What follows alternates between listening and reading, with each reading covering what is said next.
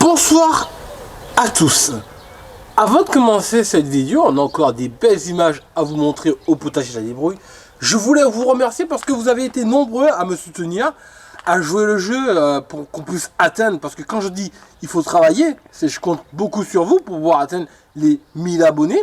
Et donc je voulais vous remercier parce qu'en fait j'ai eu pas mal de soutien. Donc merci à tous, aux anciens abonnés et aux nouveaux qui ont joué le jeu, et ça a été extraordinaire. Donc continuez à vous abonner, et là on va voir en fait des cultures, on va voir des choses magnifiques. Ça continue à produire, à grandir dans le potager en pot hybride. Donc quand je dis hybride, je me répète, donc c'est 30% en terre et 70% en pot, et on va voir que ça marche et que c'est vraiment énergique.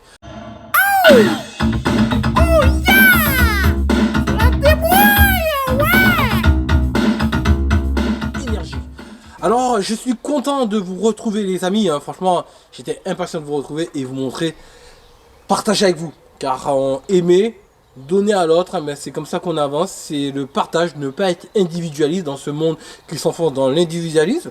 Et nous voulons être un pour tous, tous pour un, hein. Vous savez, comme les mousquetaires les amis. Donc on va commencer la visite, alors je vous allez venir, alors venez avec moi. Donc on peut voir ma jardinière avec pareil... Vous savez qu'est-ce que c'est les enfants? Les enfants. Vous savez qu'est-ce que c'est ça les amis? C'est du basilic citronné. Sentez-moi ça les amis. C'est une saveur de basilic et de citron. Qu'est-ce qu'on a envie de faire d'après vous? On a envie de la croquer.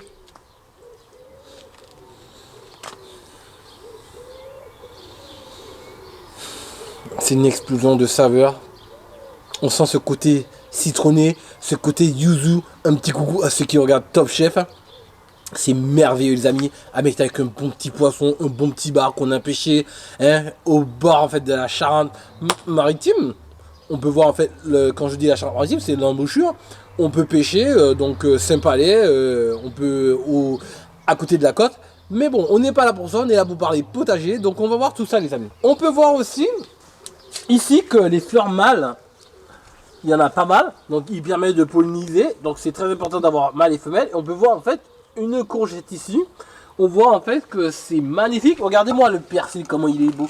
Alors là, il va falloir commencer à récolter parce que du persil frisé, du persil on pourrait dire afro-américain ou afro tout court, vous voyez, ça produit juste dans une petite jardinière les amis. Alors il est important aussi, on va dire les amis, quoi faire en juillet. Quand vous avez en fait du basilic, il ne faut pas les couper avec des métaux, il faut les pincer comme ceci et empêcher qu'ils montent en graines. C'est pas bon parce qu'en fait s'ils montent en graines, là on aura perdu en fait nos variétés. Donc il faut régulièrement venir pincer comme ça et il va s'étoffer. Donc important de faire cette opération les amis. On peut voir ici, nous avons, ah là là, regardez-moi ça les amis. Regardez-moi ça les amis. Regardez-moi ici là. Les belles cornes-des-Andes. Alors j'adore ça les cornes-des-Andes. Regardez-moi ça. Regardez-moi les amis, regardez-moi ça ici. Regardez-moi ces belles cornes-des-Andes. Ça produit, hein. Ça produit. Donc on a les vignes aussi qui continuent à pousser. Pareil, les courgettes jaunes. Regardez-moi ça les amis. C'est magnifique les courgettes jaunes. On va se régaler. Elles ont été pollinisées. Donc si vous avez un problème de pollinisateur, moi j'ai la chance d'avoir une biodiversité au niveau des fleurs, donc les pollinisateurs font leur boulot. Mais si vous avez un problème, vous prenez en fait la fleur mâle. Alors je vais vous montrer à quoi ressemble la fleur mâle. Donc déjà pour commencer, la fleur femelle. La fleur femelle, elle ressemble à ça. Vous voyez, la fleur femelle, il y a le fruit et une fleur. Ça c'est la fleur femelle. La fleur mâle va être sans fruit. C'est celle-ci. Vous voyez, la toute fine, toute seule là, comme ça. Ça c'est la fleur mâle. Donc ce que vous faites, une fois qu'elle a éclos, vous venez prendre la fleur mâle et la rentrer dans la fleur femelle si vous n'avez pas eu de pollinisateur, afin de pouvoir mettre le pollen dans la fleur femelle pour avoir des belles courgettes. Le problème, c'est que si vous ne faites pas ça, vous allez avoir une courgette, le bout va être en train de faner, va être un peu rassis, hein, vous savez, comme le pain rassis, et ça ne donnera pas des belles courgettes. Donc il faut impérativement faire cette opération les amis. On peut regarder les courgettes d'Alger, regardez-moi ça, c'est magnifique, regardez-moi ça. C'est en train de fructifier, on va se régaler avec la famille, hein. On peut voir que c'est un potager productif, c'est magnifique les amis. Nous pouvons continuer ici. Regardez, nous avons, alors, c'est une structure comme j'ai dit, qui doit faire 2,50 m les amis. 2,50 m, c'est rien 2,50 m. J'ai mis au moins une quarantaine de salades, tellement qu'il y en a, tellement que le potager de la Débrouille, ça produit, qu'on a dû donner en fait à des connaissances. Donc on a pu donner aux professeurs des enfants, on a pu donner aux écoles, on a pu donner à nos connaissances, pour vous dire tellement que ça produit qu'on n'arrive même pas à suivre, pouvoir manger tellement qu'il y en a. Donc ça montre que ce n'est pas la grandeur qui compte, mais la qualité qui compte. La qualité, moi je préfère la qualité à la quantité. La quantité, si c'est pour manger beaucoup et que c'est fadasse et que ça n'a pas de goût et c'est médiocre, j'en veux pas, ça m'intéresse pas. Si c'est pour manger, même très peu, pourtant c'est varié, il y a beaucoup de production, mais je préfère qualitatif et nous régaler. Et les retours qu'on a eu, c'est que ça n'a rien à voir. On m'a dit ça n'a rien à voir avec ce qu'on achète, ça a du goût parce que c'est fait avec une terre argileuse.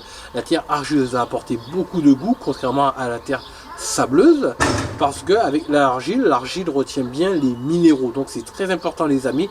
Donc ne vous dites pas que c'est peine perdue si vous avez une terre argileuse, au contraire c'est très bien, c'est juste qu'il faudra mettre un peu de sable, donc du 0,4 les amis, pas du 0,2, car le 0,2 va compacter votre pierre. Il nous faut plutôt du 0,4 qui va drainer, qui va rendre ça homogène, qui va rendre ça aéré, comme si on faisait des blancs en neige, pour apporter en fait de l'air et apporter une sorte de finesse, une sorte de nuage les amis.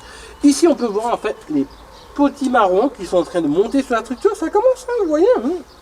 Maintenant en fait il nous reste une petite salade ici, voilà, qu'on va consommer bien sûr, vous voyez elle est belle, elle est magnifique. Mais maintenant place aux tomates, bon pas trop de tomates mais place aux petits marrons qui vont monter, vous allez voir ça va être des magnifiques petits marrons. Donc on peut voir, elles commencent déjà à monter. On peut le voir ici, elles commencent déjà à monter. Et bientôt, alors là on peut voir encore, vous voyez, là ce sont les fleurs mâles ici. Encore des mâles. Et c'est eux qui vont polliniser en fait les fleurs femelles. Donc pour le moment je n'ai pas encore de fleurs femelles, sinon je vous l'aurais montré. Donc j'ai que des fleurs mâles, mais ça va pas tarder à arriver et à faire des merveilles. Ici nous avons les aubergines blanches. Alors vous voyez hein, moi j'aime bien avoir une diversité, avoir en fait des choses originales, avoir des choses originaux pardon. Et donc ça ce sont les aubergines blanches et on voit. Alors très important les amis. Une opération qui est très importante quand on a des aubergines, c'est de faire aussi comme les tomates. C'est de venir enlever certains gourmands. Donc vous voyez, c'est ça les gourmands en fait pour les aubergines ici. Donc on va les enlever, on va garder au moins 4 à 5 pour les plants non greffés, on s'en fout. Si c'est pas des plants greffés, on va tout garder, on va enlever ceux du bas pour pas que ça touche le sol. Mais bon là, à mon avis, pour que ça touche le sol, on pourra se lever tôt de bonheur, mais pour pas trop avoir de feuillage. Sinon si c'est des plantes greffées, il faut en garder 3, 4, 5 maxi, sinon la plante va perdre de sa vigueur, de sa vivacité les amis. Et on peut voir, regardez hein, on peut voir, regardez moi toutes ces fleurs. Toutes ces fleurs représentent des futures aubergines. Et là on en voit une, donc quand ça fane c'est que c'est bon. On voit que c'est en train de grossir, donc là c'est une belle aubergine qui est en train de se préparer. Et vous allez voir, on va partager tout ça avec vous les amis. Ici sur cette surface, on voit qu'en fait des magnifiques blettes. Hein. On va se régaler. Donc des blettes, les amis. Des blettes avec un peu de vin blanc. On va mettre un petit cube nord ou magie.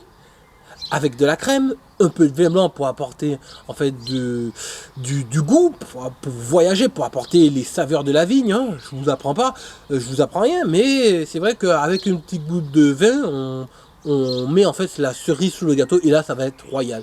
Et je voulais faire aussi les amis, très important pour la majorité des abonnés qui connaissaient Papy Bourguignon malheureusement qui nous a quittés. Donc je tenais en fait à saluer sa mémoire parce qu'il nous manque. C'est vrai que il avait des cultures en pot et aussi en terre qui marchaient très bien, c'était royal. Il nous a quittés et j'ai été très peiné d'apprendre cette nouvelle de l'année dernière si je dis pas de bêtises. Donc hommage à lui les amis. Petit aparté, je ne sais pas les choses, mon objectif premier n'est pas d'être monnayé. Parce que j'ai fait en fait, si vous voulez, j'ai fait des investissements lourds, on peut dire lourds, parce que j'en ai eu pour un un peu plus de 800 euros. Pourquoi les amis?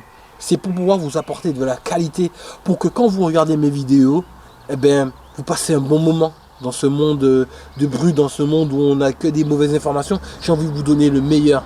Voilà pourquoi j'investis dans une caméra, dans des micros en fait cravates, anti-vent, dans pas mal de choses pour vous donner le meilleur, dans des trépieds, tout ça pour pouvoir, parce que moi j'ai pas compté en fait sur le fait d'être monnayé, j'ai compté en fait sur le fait de l'amour, du partage et de donner le mieux. Je vais vous donner le mieux et pas me moquer de vous les amis. Voilà pourquoi, pour me le rendre, abonnez-vous, parlez à vos amis de la chaîne, tiens, tante, mère, cousin, cousine, abonnez-vous. Je connais un super jardinier qui fait en fait des vidéos, un youtubeur avant tout, avant d'être jardinier. Soutenons cette chaîne, donc je vous remercie énormément. C'est magnifique et vous pouvez regarder les amis, regardez-moi ça.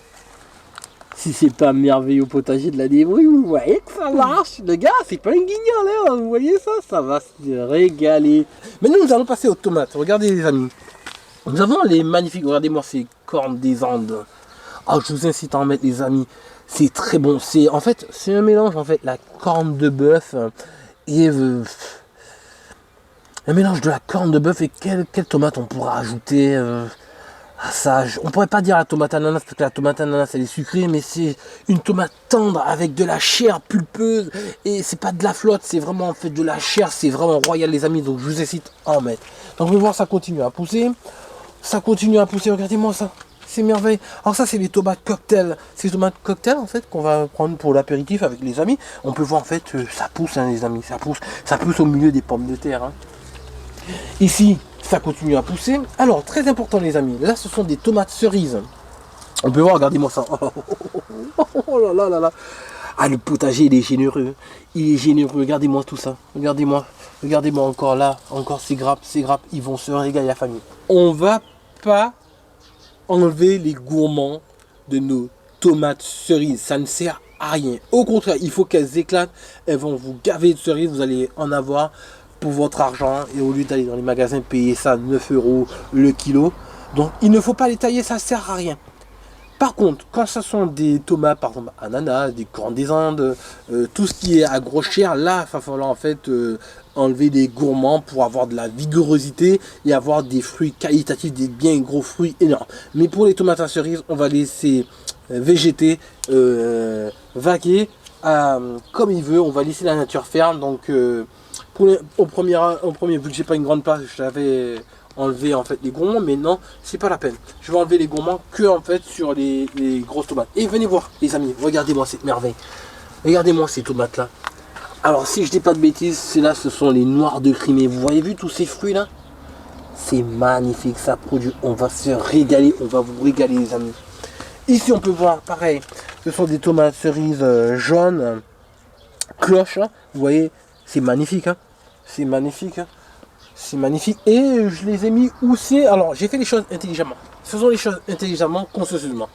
Je les ai mis à côté, en fait, de la bourrache. Donc, les pollinisateurs, ils viennent récupérer, en fait, le pollen. Et en même temps, ils vont de fleur en fleur. Et voilà pourquoi, en fait, que on a des fruits qualitatifs. Et on n'a pas de faire parce que c'est pollinisé.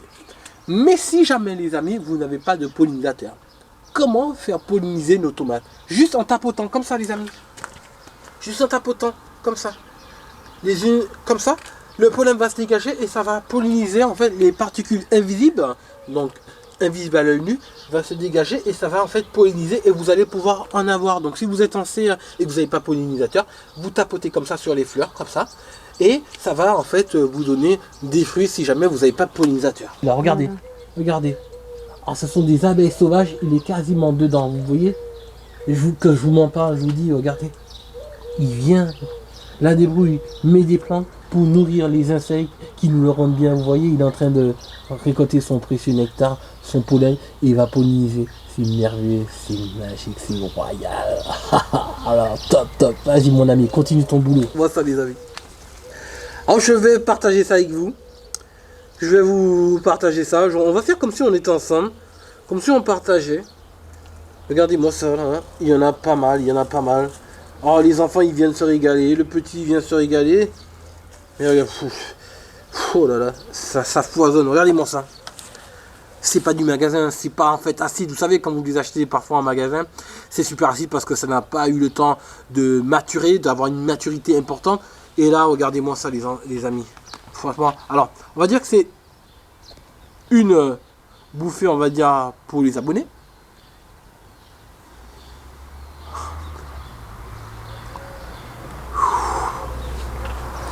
Oh là là, cette saveur, ça n'a rien à voir, je vous promets. Des trucs achetés, des trucs qui ont eu le temps d'être en maturité, c'est vraiment, c'est indescriptible. Ah, merci la nature, merci ces abeilles qu'on traite bien son potager, il nous le rend. Alors c'est très sucré avec une petite acidité qui vient en fait donner du peps, hein.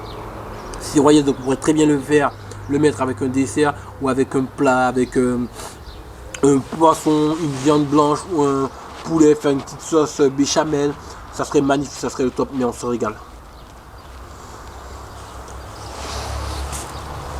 Presque je resterai là, je planterai la tente et je profite aussi pareil de faire un petit coucou parce qu'on me l'a dit, hein, Bruno et mon autre collègue.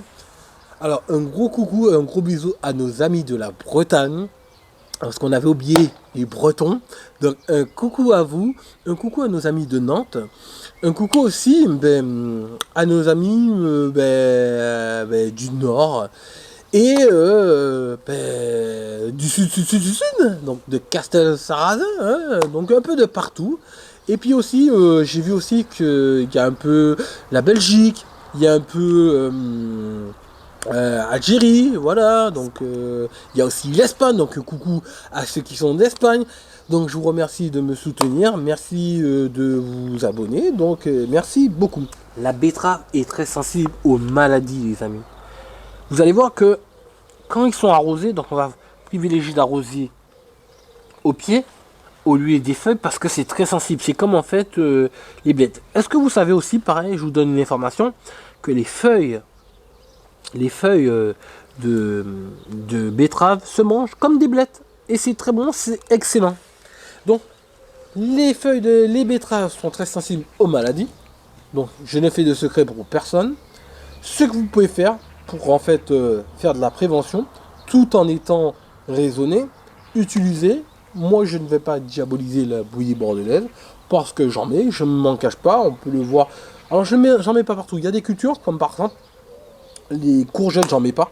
J'ai vu que ça sert à rien. Donc, les courgettes, pas besoin d'en mettre. L'odium va venir quand même. Donc, pas besoin d'en mettre. Certaines cultures, comme par exemple les tomates, ça, c'est très important d'en mettre. Pour les haricots, mélissa, tout ce qui est haricots, voilà, ça sert à rien, c'est pas la peine d'en mettre. Mais tout ce qui est, par exemple, maïs, comme je vous ai dit, donc les betteraves, à la plantation de vos salades, vous pouvez en mettre, mais à ne pas abuser, franchement, et vous pouvez même en fait aussi le sous-doser, donc j'ai bien dit pas surdoser. On n'est pas là pour pouvoir se polluer la terre, on n'est pas là pour pouvoir faire de s'acharner et tout. J'ai dit sous, on est d'accord. Donc il n'y a pas de débat. J'ai dit sous-doser. Donc ça veut dire qu'au lieu de mettre par exemple pour 10 litres, au lieu de mettre 5 cuillères, vous pouvez en mettre soit 2 ou 1. Et par contre, faire en fait de la prévention le plus souvent possible. En fait, quand vous avez une grosse pluie ou vous avez un temps humide, pour pouvoir faire de la prévention. Alors il y en a qui diront oui, non, mais prévention, oui. À un moment donné, c'est comme un peu la prévention routière. Avec la prévention routière, on arrive à faire baisser la mortalité. Donc celui qui me dit qu'il est contre la prévention, moi en tous les cas, je suis pour la sécurité. La vie, elle est précieuse. La vie de ma famille elle est précieuse, ma vie elle est précieuse, la vie en fait de mes contemporains, de mon prochain est précieuse. Donc la prévention, si on le fait en fait pour les humains, je le fais dans mon potager et il se porte à merveille. Alors c'est pas parce qu'on fait de la prévention qu'on n'aura pas de problème, les amis. J'ai pas dit ça. Je fais de la prévention et pourtant j'ai des maladies. Donc prévention ne veut pas dire qu'il n'y aura pas d'accident. Mais en tous les cas, je fais de la prévention de manière raisonnée et en bon entendeur. L'agriculture biologique, ils en utilisent. Quand vous mangez des tomates, quand vous mangez en fait certains légumes, ils en utilisent, c'est écrit. La bouillie bordelaise est reconnue et autorisée par l'Union européenne. C'est pas moi qui fais les lois. Moi, j'essaye de respecter les lois du mieux que je peux, d'être un bon citoyen du mieux que je peux. Et donc, elle est reconnue pour l'agriculture biologique parce que sinon vous n'aurez pas de tomates. Donc quand vous mangez des choses bio, sachez que oui, il y a de la bouillie bordelaise ou d'autres produits qui sont en fait dans l'agriculture biologique. Donc je ne suis pas coupable et je suis fier d'utiliser les choses que nos grands-parents, donc les parents de ma mère ont utilisées, qui ont marché, qui sont véridiques. On a dans ma famille des gens qui sont morts vers 96. On a des gens de ma famille qui sont morts vers 90 ans ou plus. Ça ne les a pas tués. Ça n'a pas pollué leur terre. Ils étaient là. Donc ce qui a marché, je ne vois pas pourquoi ça ne marcherait pas aujourd'hui. Donc il ne faut pas être des extrémistes, des réfractaires. Voilà. C'était la petite aparté. Maintenant, comme j'ai dit, sur ma chaîne, on n'est pas là pour faire polémique. On n'est pas là pour faire des débats sur des choses qui divisent.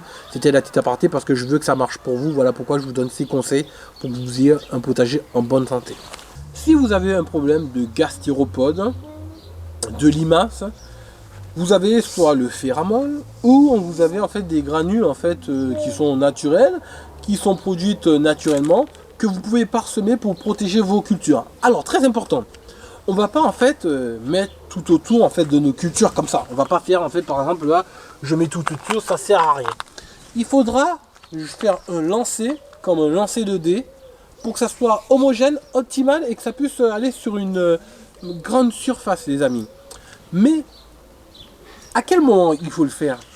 C'est quand en fait vous avez beaucoup, je dis bien beaucoup, vous êtes envahi et que là c'est déréglé parce qu'en fait, des fois la nature a besoin de l'aide de l'homme, donc vous voyez qu'en fait il y en a trop, ça veut dire qu'il y a un déséquilibre et c'est pas normal et donc vous n'aurez aucune récolte. Là on va essayer, on va essayer parce que nous sommes pas en fait, nous sommes pas Dieu, nous n'avons pas les paramètres essentiels, les paramètres parfaits pour pouvoir bien faire les choses. C'est pour ça qu'on va essayer de réguler. Je dis bien réguler, mais pas anéantir. Voilà pourquoi moi ça peut m'arriver d'en mettre, mais si on regarde plus loin, je n'essaie pas d'anéantir. Regardez, on peut voir ici. Ça veut dire que dans mon composteur qui a beaucoup d'humidité, ils viennent. Là ça ne me dérange pas. Regardez, on peut le voir là. Vous voyez, il est vivant, je ne vais pas les dégommer devant vous. Non, ils sont vivants et je peux vous dire qu'il y en a plein. Donc attirons-les, regardez pareil, regardez. Ici, qu'est-ce qu'on voit ici? Des centaines de fourmis avec leurs bébés. Ben, je ne vais pas les flinguer, je les touche pas. Ils ont leur rôle aussi. Ils aèrent la terre. Ils font des galeries qui fait que en fait, le potager en fait, ne va pas stagner, l'eau ne va pas stagner, elle va descendre et ça va en fait nourrir en fait la terre. Donc on respecte la nature, on n'est pas là pour flinguer la nature. Il nous faut coopérer avec la nature. Donc on peut voir que il n'y a pas de produits chimiques nocifs, même produits chimiques tout court, puisqu'on voit que tout ce potager, il vit, il y a de la vie dedans. Donc je laisse des parcelles pour les gastéropodes et pour moi. Pour pouvoir boucler cette vidéo, je tiens vraiment de tout mon cœur à vous remercier sincèrement parce que vous montrez par là que il n'y a pas que des imbéciles sur Terre. Il y a des gens qui ne sont pas partials, donc c'est bien. Il y a des gens qui ont un cerveau, il y a des gens qui sont, on va dire, qui ont le bon vivre, qui sont en fait, on va dire, civilisés. Et donc, je vous remercie beaucoup, énormément. Je vous fais des gros bisous. Et la phrase essentielle, je vous laisse vous le dire. À bientôt, en terre. Brownies. Impeccable.